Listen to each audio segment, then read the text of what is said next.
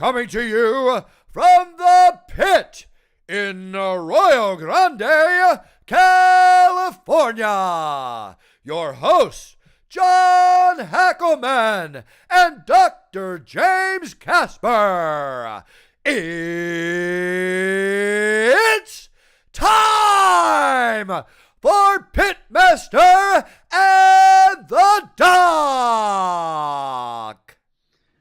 Hey guys, Pitmaster here, and I'm here with the Doc, and we're here to do Pitmaster and the Doc. That's the name of our podcast. Hey John, how about that introduction that everyone just heard? That's pretty cool.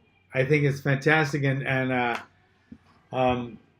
Bruce Buffer, he is the best fight announcer that ever lived, the best.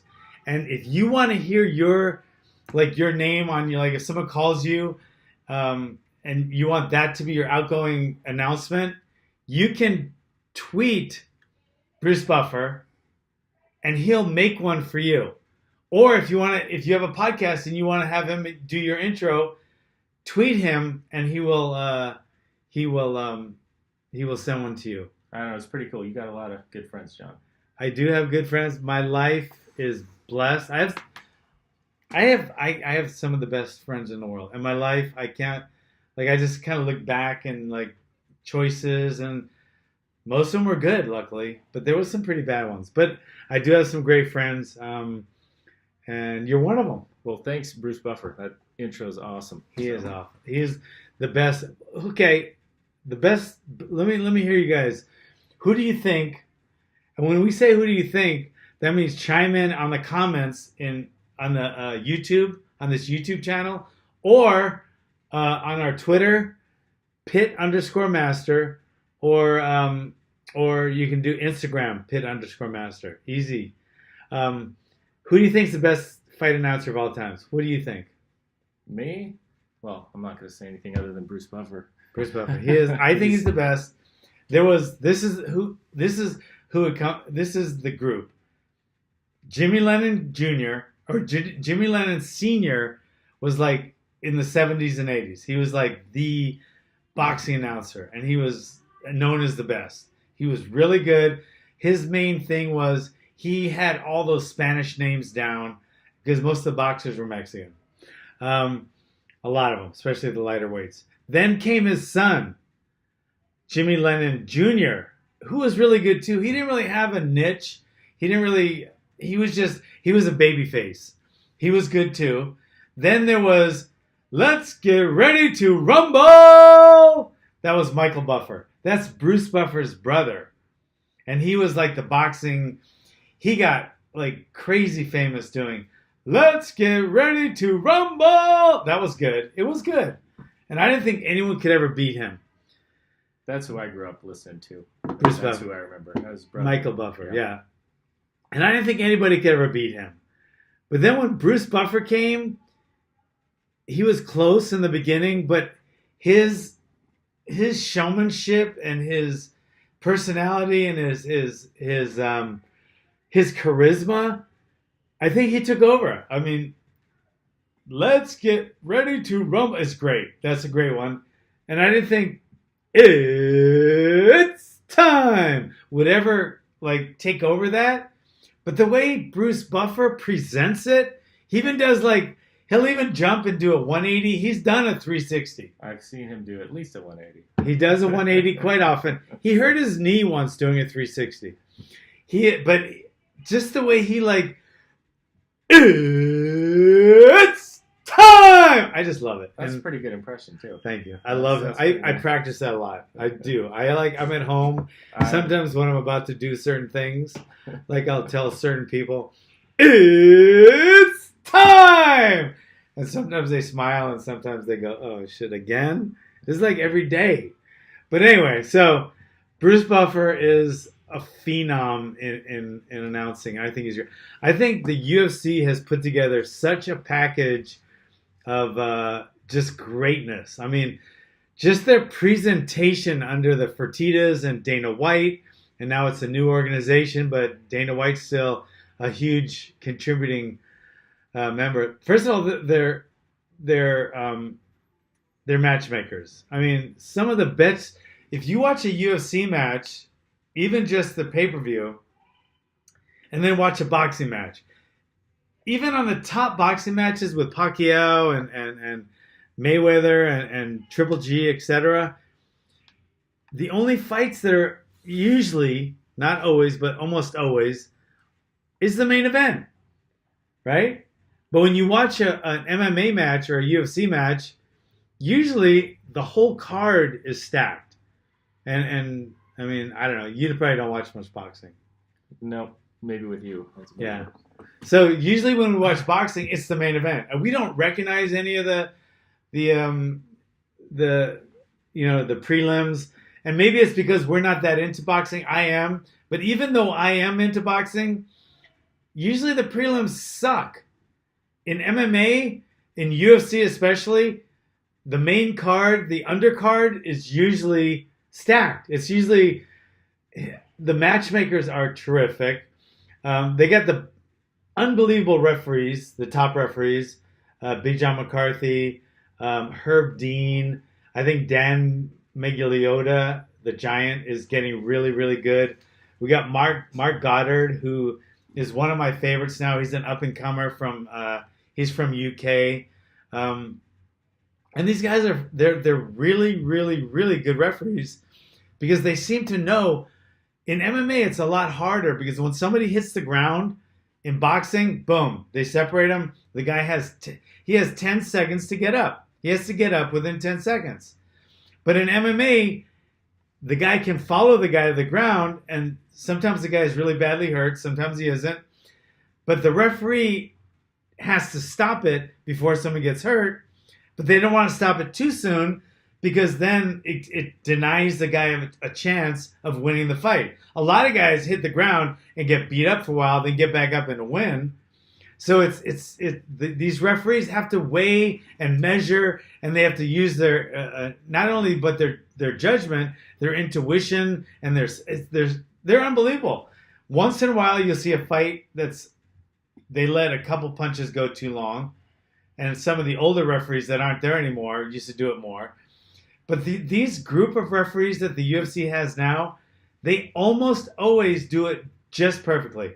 The guy gets just enough damage, but they know when not to do it too early or to do it too late. I think the other thing for me, as a casual fan of MMA and the UFC, used to be. You're getting more of a. But watching fights I might think are going to be great, maybe aren't, and fights that I wasn't even thinking about turn out to be amazing fights. So Yeah. I think maybe that goes to the matchmaking. Yeah, I think it goes to matchmaking because matches make fights. Like this weekend was a perfect example. I know you didn't see the fights, so we're not going to go over them that much. But like first of all, first fight of the night, Brad Tavares, a local boy from Hawaii, he fought Talis Latis. Great fight. It was the typical striker against the grappler. Talis Latis, a decorated jiu-jitsu champion, and Brad Tavares, a great kickboxer with great wrestling and submissions himself, but not to the level of Talis Latis. He just put a great show together and kept it standing, and he won by unanimous decision. It was a good fight. Then there was Lando Venata, who fought Bobby Green. If you guys didn't see that fight, that was like it would be one of the top fights of the year. It was an unbelievable fight. Lando Venata is probably the most, if not now that he's like an Arturo Gatti, but with more skill. Unbelievable fighter. He's so creative, and Bobby Green is so good. So they were fight of the night. It was a draw. I didn't think it was a draw. I think Venata should have won that one, but not by much. It was a really close fight. The only other fights we'll really go over is Mauricio Verdum against Walt Harris. Mauricio won in like 10 seconds or 2 seconds or something. But Walt Harris, I mean, to his credit, I think he took the fight on like 6 minutes notice. I mean, he was a last minute replacement because Derek Lewis, he seems to be hurt a lot. Remember he had to make a poop during the fight. Remember he was like holding his stomach and everybody thought it was because he got kneed or something. But then he was saying he had to make poop. Remember that? No. Like he's like holding his stomach and they stopped the fight and he's like, oh, what happened? A liver shot or something? It's like, I gotta use the bathroom. I gotta go poop or something. You know? Maybe that was a reaction to being hit. No, he was. Anyway, I don't know. But he pulled out of the fight because of some illness. But so this guy took the fight on like 3 minutes notice. He did okay. Okay, let's talk about Demetrius Johnson, Mighty Mouse. Let me tell you a funny story, and it's not. You know Mighty Mouse, right? I knew Mighty Mouse, and it's not really a funny story, but we were once at a fight and we're hanging out, and he was one of the guys, and just without even thinking, I walked by him, and I was with my wife, and I called him Minnie Mouse instead of Mighty Mouse. Was that on purpose? No, not on purpose. I would never do that. He's the greatest fighter, pound for pound, in the world right now. He probably wasn't recognized as that then, but he was still, I think he was the champion then. And I never would have done that. And it was like, it came off as such a douchebag move. But I was just walking by, I was like, hey, what's up, Minnie Mouse? And I was like, thinking Mighty Mouse, but I said Minnie Mouse. I don't know why. And then like my wife like nudged me. She goes, what the fuck was that about? I go, what are you talking about? She goes, why would you show disrespect to such a good fighter like that and call him Minnie Mouse? I go, I didn't call him Minnie Mouse. I call him Mighty Mouse. And she goes, no, you actually called him Minnie Mouse. I was like, oh shit. So I felt so bad. I went running to find him to apologize. I didn't see him. He must like hate me. And then I saw him like, I don't know, a few months later, and I ran up to him. I was like, bro, I'm so sorry about calling you Minnie Mouse. I meant to say Mighty Mouse. He's like, don't worry about it. I don't even remember. But he's such a mellow guy. I mean, and to think of him as the greatest fighter on the planet, it doesn't compute. When you go see him, I mean, I guess he's some kind of Xbox, loves to play video games. He is kind of small. But I mean, he's the best fighter in the world. He's like the best fighter pound for pound in the world. And when you look at him, he's so unassuming. He's like a short, little, stocky, muscular guy, but he doesn't have a face. He's been hit like his whole career. He's been hit less than most fighters get hit in one fight.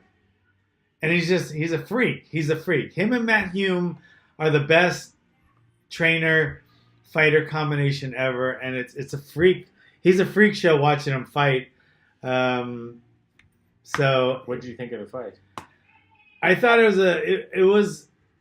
I think it showed a lot. It showed that he was the best fighter on the planet, without a doubt.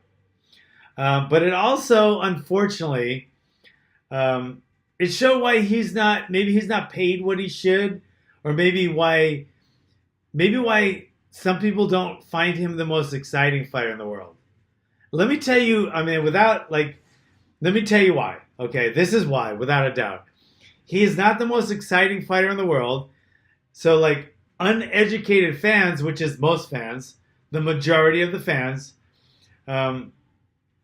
it's because he's so freaking good that nobody's in his league. I mean, it would honestly, it would be like just watching, like a little leaguer play against a major leaguer in baseball. He's so good that no one's in his league. So he's like 3 steps ahead of you all the time. So he's methodical. I think the word for him is methodical. He's like a fucking surgeon. He's like you. He's a surgeon.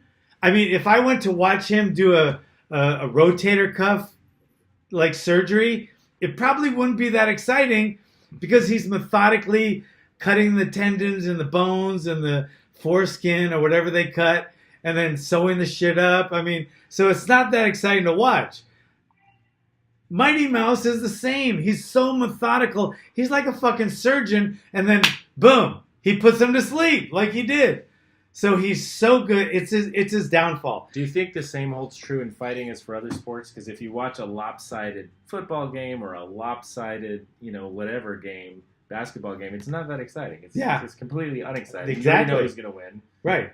Do you think that goes over to fighting? I think it goes over to fighting most of the time. I think if he was just a slugger and he was that much better, but he liked to bang, then I think it would be more exciting for the fans. But that's not his style. He's a methodical surgeon, and he's better than everyone he fights. So that's why it's not that exciting to watch him pick apart people. I mean, he picks apart everyone. Although I can tell you, growing up watching Mike Tyson fight, it was always exciting, even though Right. I assumed he was going to win until he didn't. But it was always exciting because he was going to knock him out in 13 seconds or whatever. And they were still exciting fights. They And he were, was still very popular. even They though were. They were very lopsided fights. but let's not forget, the American fans would rather see a stand-up knockout, than anything else. Whether people want to agree with that, disagree with it, jiu-jitsu guys want to deny that, but that's just the way it is. It's And like American fans not liking soccer for the most part. It's the same. it the same is. thing. It is the same. And someone like Mighty Mouse is so well-rounded, but he prefers to beat people up a little bit, but then take them down and just work. And he weakens them, and he tires them, and then he finishes them. So he does it in the most effective way, efficient way, and it's not always the most exciting work. Like I said, it'd be like watching him do like a circumcision. I mean, it's just not that exciting. You're calling me boring. That's amazing. All right, next topic. Okay. Next Next topic. fight. I just want to talk about Tony Ferguson and Kevin Lee. That would have been fight of the night if it wasn't for Ventana. It was a great fight. Tony Ferguson proved that he is deserving of the title, and he does have the 155-pound interim title right now. He is a very, very good fighter. It's tough. I mean, he has like a freaking chin. He got tagged a few times. He has a chin, a rock-solid chin. He has great striking, very unorthodox. But his main game is his submissions, and he ended up submitting Kevin Lee with a great submission. It was a triangle, actually. It was actually an arm-out triangle, which is a little more uncommon, but he did. It was a great fight. So Kevin Lee, that's the fights this weekend. Let's talk about great show. UFC is still the best show in town. They have the best people, the best referees, the best matchmakers, the best promoters, the best fighters in their stable. So it's an unbelievable. And they're concerned about their fighters' health, and I think that brings up this video you showed me today. Yeah. Which is not the UFC promotion, but another one. No. But No. I don't think you'd see that in the UFC. Do you? No, you'd never see that in UFC. In fact, Or we can show the video while we're talking about it. yeah. So you're gonna see this video. So What event is this? Is it Pancrase yeah, some pancreas event. in Japan? Yeah, it's in Japan. And this is recent. Well, I don't know if it's in Japan. It doesn't seem like I think it's in Japan. it doesn't seem like they'd let that go in Japan. This must have been a low end show. But This is appalling, though, to see this. It's appalling. This guy barely walking onto the stage. Just set this up for people that aren't watching. Maybe you're listening to this. Yeah, It's a weigh-in. It's a weigh-in for an event that's going to happen the next day, right? It's the next day. Usually fights are 24 to 36 hours after the weigh-in. This guy is actually being helped up to the stage. He's being carried like he's 90 years old practically. He cannot take 1 foot. He's being dragged on his feet. He can't even walk. He can't stand up straight. He can't stand on the scale. He looks like he's in some type of he's in some kind of trance where he's so not okay. He has something wrong with him right now. Looks like he might have had a stroke. But they put him on the scale. They put him on the fucking They have scale. an announcer, and they're putting him on the scale and weighing him, and they're holding him up to balance him on the scale. They are balancing him on the scale because he doesn't have the balance to balance himself. He's that fucked up. And I've seen some guys. So the reason for this is dehydration. This guy dehydrated himself for the weigh-in. Yeah. That's the cause of this. So Yeah, he lost, I don't know how many pounds, 15 pounds in 2 days or whatever he lost. of water weight and electrolytes. So and, he's in this picture here in this video. He's completely dehydrated. He's completely dehydrated. I can't imagine the doctor being in the room would ever let this fight happen. It's a shame. He ended up losing the decision. Won the decision. I guess they rehydrated him pretty well. But you can't recover fully in 24 hours from that. No, it's pretty scary. Look at that. He can't even get. He's falling down the stage. They're carrying him down the stage like he's a 112-year-old woman with a stroke. This is not the result of someone cutting weight appropriately. No. Well, I mean, what have you seen? I mean, you've been around this for a long time. I've seen very similar. This might have been one of the worst things I've seen, but I've seen similar, and I've seen people. This is very dangerous, first of all, and I don't approve of it, but I've seen people in a condition very, very similar to this, and I've seen them IV up after the fight or after the weigh-in and be 100% perfect for the fight, and then I've seen guys weigh in like this and just flop during the fight, and they don't usually flop that way. So, but when you see this, your body is shutting down. I mean, your kidneys. This is a horrible thing to do to your body. It is. And maybe you can get away with it. Maybe. I mean, the fighters that maybe have died in the past or had injuries, probably dehydration related.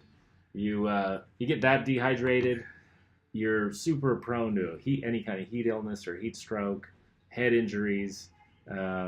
Even rehydrating, and now in the UFC you can't rehydrate with an IV. No, you're not allowed to rehydrate with an IV anymore, which is good and bad. I see two sides to it because people are still doing extreme cuts, and the IV was actually helping them rehydrate. Is it more effective though than oral rehydration? Oh yeah, because the absorption and the stomach can only hold so much. The next thing you know, you're just not that. You're really thirsty for cutting that kind of weight, but then your stomach gets really full really quick. When you could just you don't. It goes right to your kidneys from your bloodstream when you do the IVs. So you can actually bolus in. I've actually seen one of the UFC champions. I'm not going to name him. But he looked similar to this guy. Similar. Not quite as bad, but he was being helped to the stage, helped on the scale. And this is 24 hours before a fight. It was 24 hours before his fight. Got back to the room and they were panicking. His team was panicking, his trainer, and they couldn't find any veins. And I'm not his trainer, but they knew that I could do the IV because I'm pretty good with IVs. So they called me panicking. Can you come up here and do so-and-so's IV?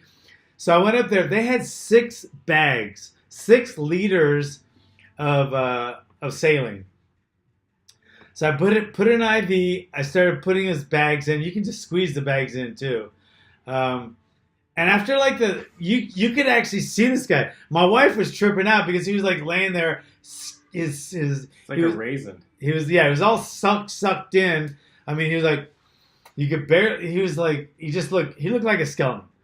And after the first bag, there was a little smile on his face, and he was like a different person. After the third bag went in, his face was completely out, and he was smiling, and he was in between. He had to pee a bunch, and he was bouncing around the room. And by the time he was done, I saw him back in the lobby. A couple hours later, he was skipping, and he was "Hey, coach, thank you so much for that IV. I feel so good, man. Thank you." And his fight was he had a great fight the next day. Horrible endorsement, John. Terrible. That's terrible. So you fighter not good for you. I mean, it's not good for you at all. It's a chance people take. Just like I've seen guys smoking at the weigh-in and fighting in 10 rounds hard, but it's the exception and not the rule, and it's the risk. It's the ROI isn't worth the risk isn't worth the investment. So I don't agree with it at all, cutting that kind of weight, but it's going to be done unless they come up with a different way than a before day weigh-in. They've done a lot right now by letting them weigh in the morning. So they can weigh in. They used to have to weigh in like 5 o'clock at night in the evening. So you wake up the day before the fight before, you'd be cutting weight all day. And you even once you're on weight, you just have to suffer till like 5 o'clock. Then you do the official weigh-in in front of the cameras, and that's the official weigh-in. Now we get a window, right? You get a window of time? Well, what you do now is you wake up. You can wake up on weight. So you can do all your weight cutting Thursday night, and then you have all night to lose more weight, and your body naturally loses weight.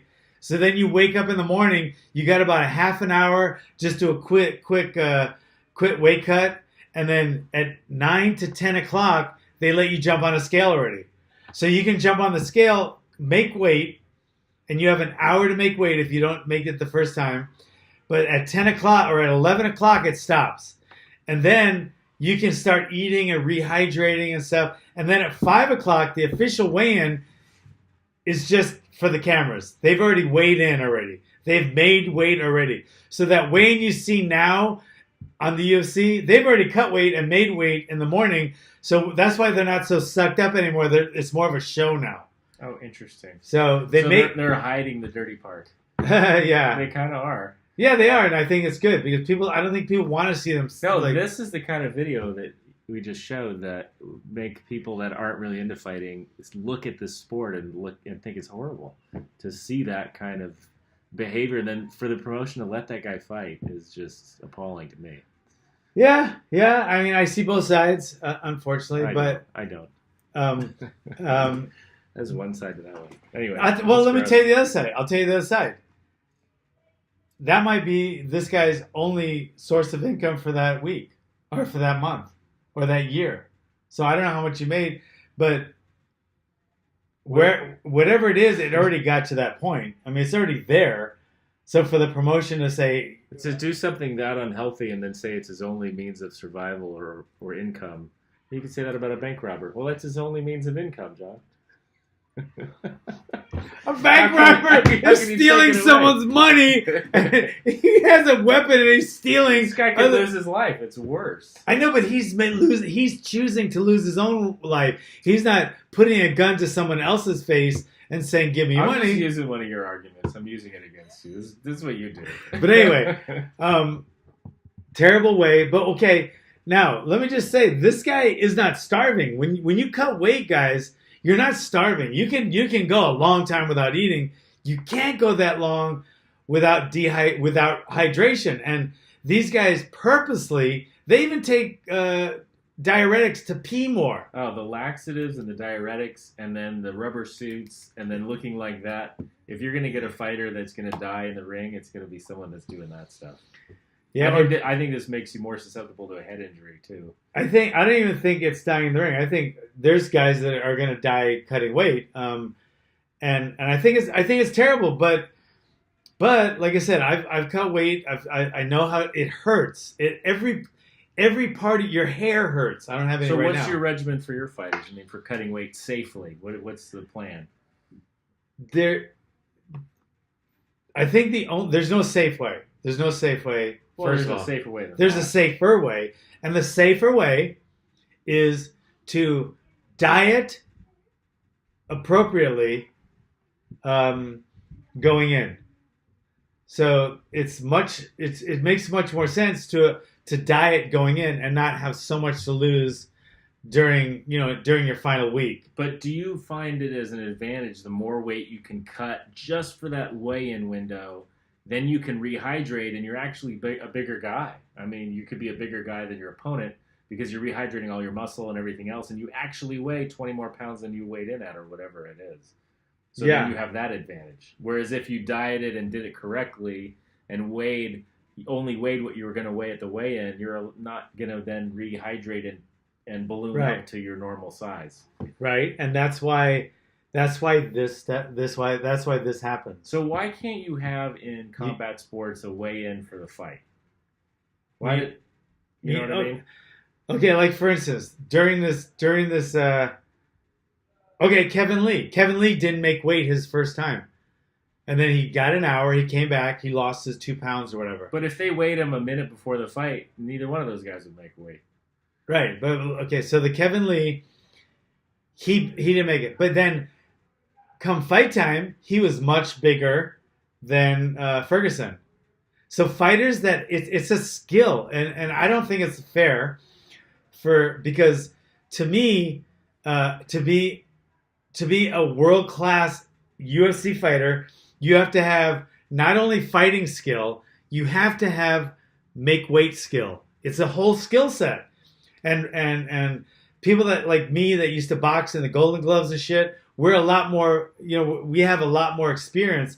People that used to wrestle, they have a lot more experience than people that just came up in karate or something else.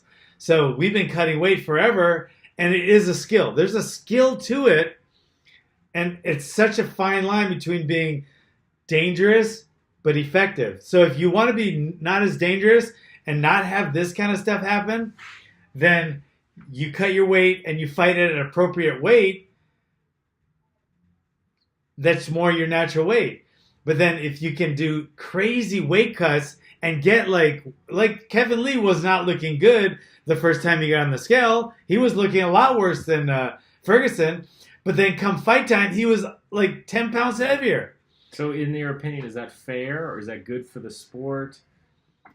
I think they've struck a balance between, what's good for the promotion, which is probably not having fights canceled 2 minutes before the fight.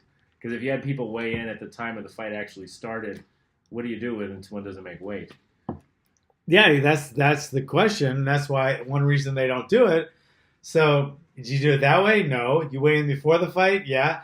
But then as soon as you say I'm going to weigh in before the fight, people are going to start doing crazy cuts so they can be as heavy as they possibly. Some of these guys that weigh in at 155, they're fighting at 175.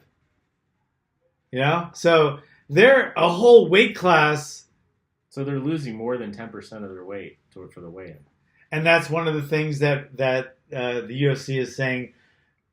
They're trying to outlaw that. And you're not going to you're just not going to do it right now. Does everyone have to have a natural weight then to be a fighter, a registered fighter, or a signed fighter where you have a weight that you are? They're trying to do that, and then you can't lose more than 10% of your body weight. Okay, well, that'd be fair. It could be fair. I mean, but I don't think it'll happen because... Well, they're trying to make the sport safer. They are, and they're doing a really good job. I mean, look at boxing compared to MMA. The damage done to both sports is boxing is a lot more. There's death. But weight cutting in UFC or MMA doesn't make the fight more exciting. No, it's not making the fight a better fight. It's each fighter's trying to gain an advantage or at least keep up with the other guy. Yeah. So they're kind of just working within the system that they're given, so that they're not behind. It's kind of like using steroids if everyone's using steroids. Like you don't use them and then you're behind. Yeah, and you are, and it's been that way for 100 years, and I just don't think it's changing anytime soon. Boxing, look at guys when they weigh in for boxing, it's the same thing. They can barely get on the scale sometimes, and then sometimes they don't make weight for the fight, and it's the same in boxing. It's the same in wrestling. It's the same in MMA. And it's not going to change anytime soon. They are making it safer. I think the morning weigh-ins are much safer. But when you say you can't lose them more than 10 pounds, that's not really fair because there's guys that gain a lot of weight that's not water weight, and then they lose its flesh. It's so. I mean, some guys get up like 100 pounds in between fights. That's exaggerating, but they get a lot of weight. So I don't know. That could make it a little safer. But I don't know. I'm fascinated by the two weigh-ins, the one for the camera and then the actual weigh-in. I mean, that's the whole reason for that is so the fighters look better. No, it's because it's. But why not just film the one in the morning? I mean, that's what I'm saying. You're having a fake weigh-in basically because it's a much more entertaining. Once they've already are they actually weight. Weighing them again? Like, are they getting on a scale? No. Are they getting on a scale for the camera, or they're just getting in each other's? No, face? they get on the scale, but they don't. The announcer just reads what they did that morning. So they do actually. They have a prop scale, and they stand on it. Yeah. I think Well, didn't you ever watch a weigh-in? Yeah, Yeah. but I didn't know there was another way. They've been before doing that. Yeah, they've been doing that for a while, and it's so much easier on the fighter. So I don't know what I don't have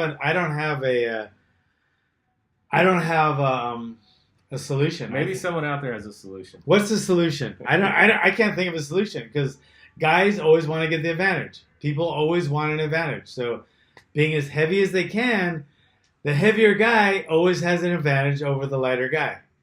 That's just the way it is, or else they wouldn't have weight classes. Who is normally at one of these weigh-ins? Isn't the commission there? So in Japan, who knows what they were doing? But let me just tell you, in Japan, you had to pee test for your steroids, nobody even followed the guys into the bathroom. Number one. Number two, they didn't even watch you put the cup in the table in the room where you have to put the cup. So that could have been anybody's pee that you put in there. So they write your name, say Chuck Liddell. Then Chuck goes in and they give him the pee cup in the morning and they say, yeah, we need this by this afternoon. Anybody could have peed in there. So that's why everybody in Pride was doing steroids. Everybody. I mean, then you looked at those guys when they came back here to the UFC and they started testing a little more, and look at the difference. You look at the difference with someone like Vanderlei Silva in Pride versus when he came down to 185 in the UFC. It's a huge jump. Well, I've seen how anti-doping works in other sports like cycling. They watch you. I mean, they have someone assigned to you. It's one of the doctors, but they have someone assigned. You got to watch the guy pee into the cup so that it's a specimen that has a chain of custody. Yeah. So I'm sure that's how it is now in the UFC. No, they have USADA involved. They definitely do that now with. They definitely do that now with the UFC. The USADA guys, they'll come to your house at freaking 2 a.m, knock on the door. All right, go pee. I mean, they can just randomly come wherever you are, pre-camp. There's if you fight for the UFC, you sign those rights over. You can't USADA could call you and say, hey, we want to test where are you going to be in an hour? Well, you have to let them know if you're going to travel. Yeah. Right? Even on vacation, you go, hey, I'm going to Hawaii. I'll be at such and such hotel, because then they'll send someone there. So it is a lot stricter now. A lot of people, that part is getting better. I don't know how the weigh-in is going to get better. I'm not smart to think, because you can't just walk onto the scale, then go into the cage. That'll never work. You do it the day before, people are always going to try to cut. And it's not really fair to say you can only cut X amount, because everybody's body type and metabolism is different. So you're still giving certain people a much higher advantage than you are others. So I don't know what it is. I think if things like this are more common, I do think things like this become, because the average viewer, you don't have to be an expert to watch that video and say that's horrible. And it's just, it's just seeing that is going to make people think that is horrible. But then to some people, watching somebody on the ground getting punched in the face is horrible, and they think, oh, it should be stopped earlier. As soon as they hit the ground, it should. So I mean, watching that is ugly. But to me, watching someone elbowed and then staggering like that fight with the guy from Hawaii who was married to Ronda Rousey now, the Hapa. I mean, watching him, he was I think it was, wasn't it, who was it? I forget who he was fighting. Arlovsky and Travis Brown. I mean, he was staggering around the ring or the cage, he didn't even know where he was, and they didn't stop it because he was kind of throwing something back. But to me, that was much worse than that. This is something avoidable. Yeah. So I just think that better ways to avoid it or. So okay, but what would you say is the best way to make it the safest it can be, but still be competitive for cutting weight? I think you just can't cut more than a certain percentage of your body weight. I think it becomes dangerous. Okay. It's medically dangerous. Yeah, getting elbowed in the head is also medically dangerous, though. I see your point. But it is a combat sport and something you're getting in the ring and doing. No, I agree. No, I agree with that. This is something that, if it could be avoided, I'm sure this guy doesn't want to be like that. No, and I don't think the and maybe it was pushed by the promotion that he had to lose more weight or something else to make the fight. It could be. It was in Japan. They're pretty strict, man. But I don't know. I don't think the percentage of body weight is fair to a lot of people because a lot of people. But I don't know. There should be some done. I think they're moving in the right direction. I think the morning weigh-ins help a lot. But there's still I think there's still more to be done. I don't know. Let us know what you think about this. So, all right, and what about questions for that we can answer in future episodes? I want you guys, if you're watching this on YouTube, please put in some comments and questions for our next show. We're going to do this every week. It's coming out every week on Tuesday. And we're going to talk about the UFC that was prior, and we're going to talk about other things like this weight cutting thing. The weight cutting thing came up because this video has been circulating, and then there was a UFC pay-per-view this week. But put your comments below, and if you're on SoundCloud or iTunes, you can put them on our Instagram, which is we'll just go to my Instagram. My Instagram is pit_master, and personally message any questions, All right. and we will answer them. And any relationship advice you need, please go to John. John's going to answer that on the next one too. I am good. I'm good for that right now. Okay, let me give you my tip right now.